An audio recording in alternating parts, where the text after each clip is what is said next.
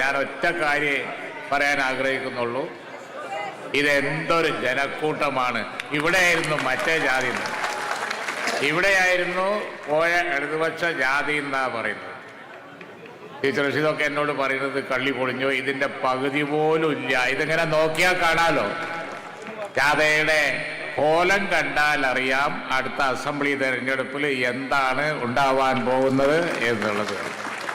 പിന്നെ ഇങ്ങനെ പരസ്യം കൊടുത്തുകൊണ്ടിരിക്കുകയാണ് ഗവൺമെന്റിന്റെ പെർഫോമൻസ്. ആ കൂട്ടത്തിലൊരു പരസ്യമുണ്ട്, കേരളത്തിൽ ഇനി നടു ഒടിയാതെ സഞ്ചരിക്കാം എന്ന്. അതിങ്ങോട്ട് വരുമ്പോൾ നമുക്ക് നല്ല പോലെ അറിയാം ഒടിഞ്ഞ നടു നിർത്തണമെങ്കിൽ ഇപ്പൊ പോണ വഴിക്ക് കോട്ടക കയറി ഒഴിയേണ്ടി വരും എന്നുള്ളതാണ്.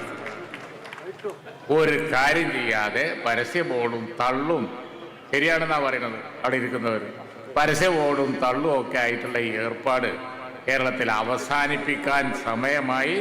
ശ്രീ വി ഡി സതീശന്റെ ജാഥ തിരുവനന്തപുരത്തോടുകൂടി നിങ്ങൾക്കത് മനസ്സിലാവുമെന്ന് പറഞ്ഞുകൊണ്ട് ഞാൻ എൻ്റെ വാക്കുകൾ